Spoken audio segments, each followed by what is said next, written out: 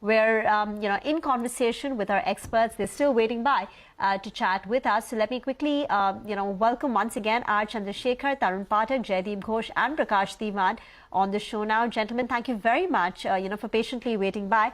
Mr. Chandrasekhar, first wanted to get your thoughts. What did you make? What were your key takeaways? Well, I think, that what we saw was the telecom operators reiterating in front of the PM their commitment to the timelines, which I think are very, very aggressive and impressive because, rolling out 5G has its own challenges in terms of infrastructure, in terms of like we were talking about, the user equipment and the content and the use cases. There's so many fronts on which battles will have to be fought. But because I think it is very much in the interests of the telecom operators and increasing their revenues quickly in order to service the commitments that have already been made for paying for the spectrum, it is very much in their interest to ensure that this is fast forwarded as much as possible. So I think what we saw was some specific timelines. And to me, the timeline for the rollout is not as significant as the timeline for the actual services to become available. And again, what is of significance is not whether I'm able to use 5G. Right now, for example, I am on a 5G connection through a landline.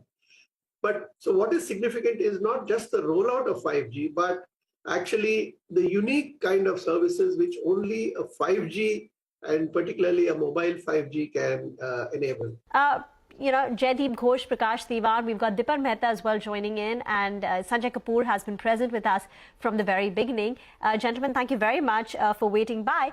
Jaideep, how should we understand enterprise pricing? We have a sense of what B2C pricing is. We get the ARPUs from the telecom operators every quarter. But suppose I am a manufacturing plant and I want 5G to enable Industry 4.0. Your thoughts on how, we should start thinking about how operators can start pricing in 5G services to enterprises? Okay. I've observed over the years, Rima, you tend to ask the difficult questions to me. Over many years, I'm like kind of, things which either nobody knows or definitely I do not know. I see enterprise, we have worked a little bit. I personally also have some information which I may share at a high level. Some of the more technology kind of enterprise customers, they have been, running pilots, not necessarily with 5G, but with 4G. So as and when 5G comes, they can launch. So there is some amount of readiness there in terms of what, some of the more tech-oriented manufacturing companies for their, within manufacturing plant area and captive kind of, geographies, etc.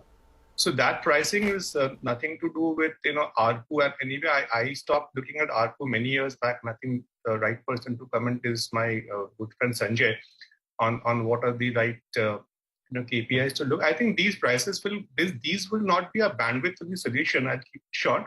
I think these solutions will involve not only a telecom operator, or in case that CNP and captive non-public, spectrum, some of the large enterprises may take. It will not be a bandwidth-based or only per GB, etc. kind of pricing. It will be a solution in which you need the telco, you need system integrators, other solution providers, etc. to specify what is the need that particular enterprise or even government customers, say smart cities, etc. or even for fleet management of large fleets, etc.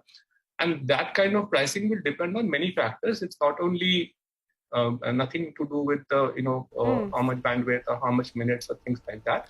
The pricing may not be as simple also in terms of, so-and-so dollars per month or something. It could be different innovative models. You do this, that much pricing. There could be a lot of sharing model. We have seen, I've been involved for many years in the revenue sharing model. And those models we should see. So in short, I don't think it's going to be a very plain vanilla per month dollars, rupees, so and so. It could be a stitched solution, and the pricing will be based on the solution impact on the customer over a period of time. No, absolutely. It's going to be a very complex pricing, which is why I posed this question to you, Jaideep. But Prakash, Bharti as well as Reliance Jio committed to their rollout timelines. Vodafone Idea was a bit vague. They just said, Kumar Mangalam Birla just said that we will begin our 5G rollout journey soon. What did you make of that? So I think it very clearly indicates the level of preparedness is probably not as high as you would see in the other two cases. That the company could be very specific, right? So, I mean, they could have at least mentioned when they could begin, or what kind of a stage they are looking at completing all the rollouts in. But nothing of that sort came in. So the lack of specifics is definitely something which is in a way thought-provoking. And I think it's more to do with the state of the business, the current business itself, in terms of the capital restructuring, as I said, which has been pending a long time now. Interestingly, the rollout plans are far more aggressive or impressive, as Mr. Chandrasekhar very rightly said, than what we were anticipating. I mean, December 23 is just about 12 months plus from here. It was about 15 months away of sorts. And that's precisely what I was talking about, that the potential to re-rate for some of these companies, the businesses, the revenue models, is going to be dependent on how the adaptation takes place. One is the rollout issue, and the other is how soon the user experience starts translating into revenues. And that could probably be sooner than 2025 is my guess, in terms of reaching the optimal level. So 2024, if that's like what you're looking at in terms of the growth area, Vodafone again is nowhere in the picture at this point in time to kind of assess all of those values in terms of if you were to work backwards. So I think it's going to be a little bit of a miss for them for sure at this point in time, unless they come up with a belated rollout plan, and that's more specific than what we were till date. Dipan, is the lack of specifics from Vodafone Idea a bit worrying to you? And also want you to comment on the statement made by Mukesh Ambani, where he said that we'll ensure high quality 5G, but the most affordable rates. So I want you to pick on that point about affordability. If 5G is going to be very affordable, what does that mean for telecom operators, ARPUs from here on, and a price increase? Yeah, good afternoon, rather good morning, and thanks for having me on your show. First on Vodafone, I think that I agree with Prakash that, again, the uncertainty around Vodafone has just gone 1 decibel higher. And the recent announcement made by Indus Towers about recovery, I think that puts an element of, I would say, fear in the minds of investors of Vodafone. And one really needs to consider an investment in that company at this point of time. They've been trying to raise resources, but have not succeeded so far. So let's hope for everyone's benefit, the company is really able to turn around its operations. Coming to your second question about affordability, see, I think telecom companies have to say that it's going to be affordable, and that's how they're going to market these particular schemes as well. Whether actually, of course, the initial packages will be affordable, but then, I think you would see creeping prices going up over there for those packages. End of the day, the telecom companies are there to make the maximum out of this opportunity. And the customers that they're going to be catering to for 5G are the ones who can pay a significantly higher tariff plan as well. And they're going to exploit this particular opportunity as well. There would be only basically 2 players who are going to offer this particular package or this particular service. And that eventually, maybe not in the first quarter, the second quarter, but once the excitement around 5G kind of settles down and dies down, I'm pretty certain that both the telecom companies will engage in trying to increase their tariff plans, which will be very positive for the telecom companies per se, especially the return ratios. And only after they see how these prices are being absorbed, will they look at expanding the 5G network and investing more in that particular sort of capex plan for that particular service. Well, even if the telecom operators take a massive ARPU hike, they will still be the most affordable in India. India's ARPUs would roughly be, what, $2? Or, close to $2. I think in China, it would be $6, $7. In EU, it would be in excess of $12. So even if they take a very, very, very big price hike, they would still be the most affordable.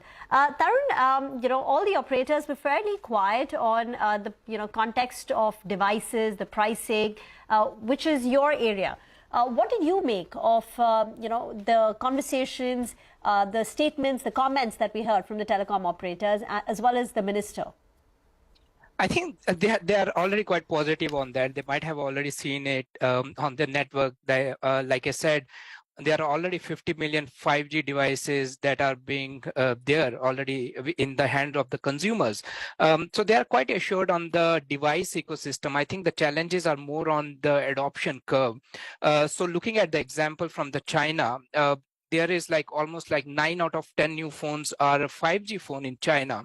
But if you look at from the subscriber point of view, almost 50% of those 5G users on the devices are actually using a 4G data pack. So the point is, even in one of the biggest country in the world, people are still not using the 5G plans in the more aggressive way than it should have been.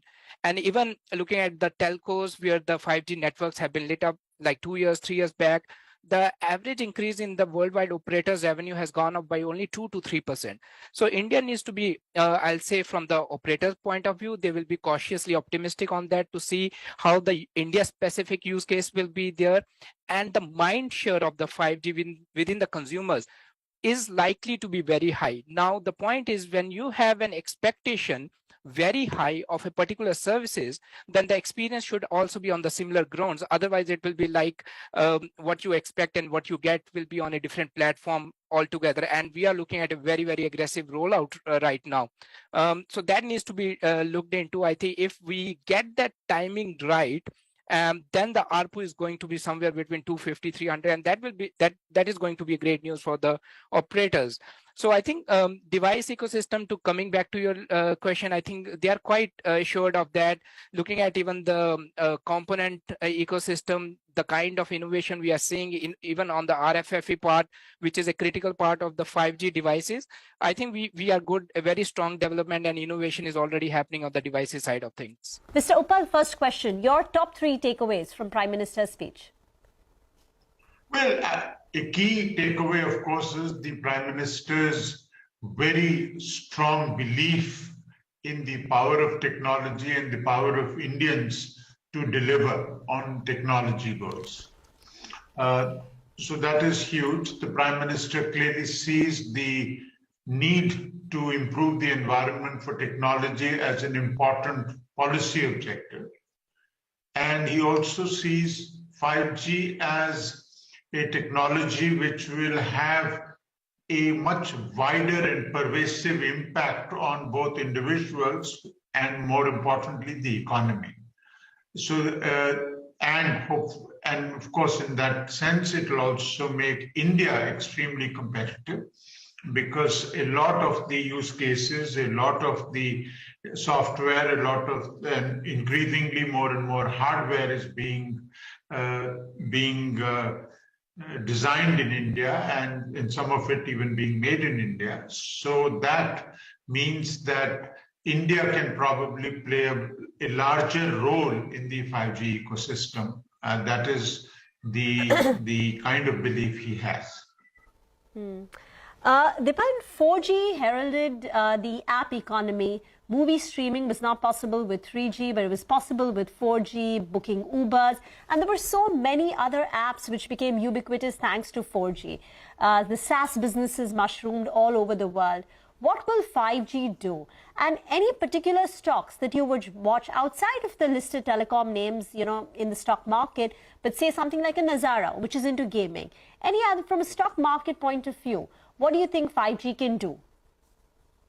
Yeah, Rima, I think 5G will eventually be a game changer for a lot of these new age digital businesses.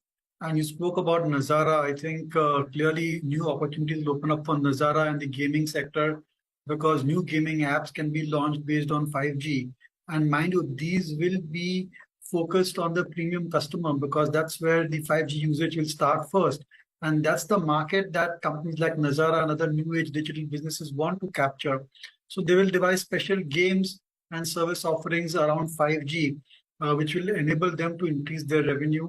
Then there are other companies like Nykaa, which will use it extensively for marketing and displaying of their products and how to use it, and for better customer communication as well as feedback. who knows, I think even companies like Zomato may use 5G to show you how your food is being prepared or have a chat with the chef when it is happening. So the kind of uses of 5G are unimaginable. As we wrap up on this special coverage of 5G as we herald 5G in India, we leave you with some statements made by Akash Ambani, who was speaking at the 5G launch event. Take a look and thank you for watching.